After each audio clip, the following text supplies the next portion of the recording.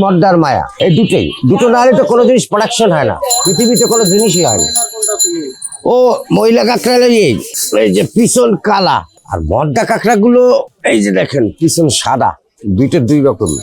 আর একটা আছে হিজলা, এইটা হলো হিজলা। এগুলা আসে আপনার চিটাগাং থেকে, খুলনা থেকে, তারপরে আপনার সাতক্ষীরা থেকে, মুন্সিগঞ্জ থেকে, কোয়াইরাট থেকে, নলিয়ানের থেকে, আর সন্ডি ভাতিয়া, এই দক্ষিণবঙ্গের থেকে আসে। আমরা উত্তরার থেকে নিয়ে আসি, এক্সপোর্ট করে এখানে বাদ দেয় সেগুলো।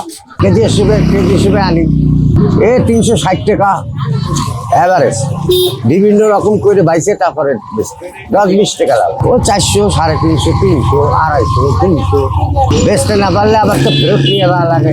এটা সবাই কেনে না, শতকরা একজন নিলে নিতে পারে, নাও নিতে পারে। দেখেন হাজার হাজার যাইতে আছে, খালি টাকায় আর টাকায় আর টাকায় আর টাকায়, খালি তো মাগের কোনো খবরই নাই।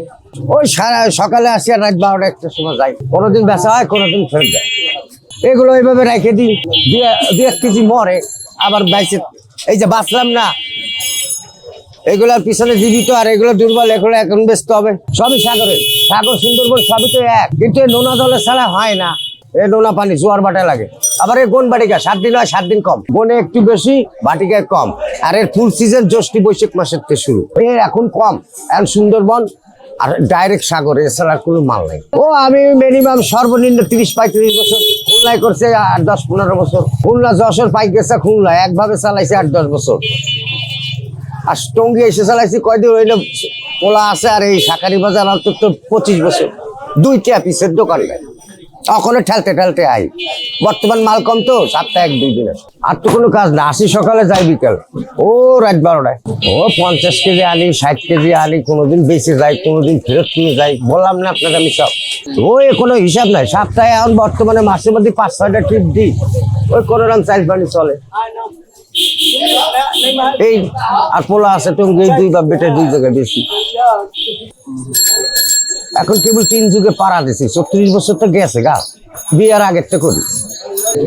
এখন গণবসতি সবাই খাই, 1000-এ 1 জন গণ পাইলাম, তাই বহুত বছর করি তো। কারণ 5% লোক বর্তমান খাওয়া আমার দ্বারা আইছে, আর আমি যেটুকু বলতে পারি গণ, হিন্দু বাদে আর সব। হিন্দু তো জাতি খাবার। আর মনে করেন যেসব ডিস্ট্রিক্টে এগুলো হয়, সেসব ডিস্ট্রিক্টের কিছু কিছু লোক তো খায়। ওই যাইছে কয় মেয়েটি ঘেলু হবে, অথচ ঘেলুর দাম বেশি, ও করতে দেবে, বাইরে টানলে। এক্সপোর্টের মাল তো বুঝেন, এক্সপোর্টের জুটও কিন্তু হেভি দাম, হাত মোছে কালা, বুঝছেন। আর এ তো দেখা যায় না, সীমিত বাংলাদেশে, খুবই সীমিত।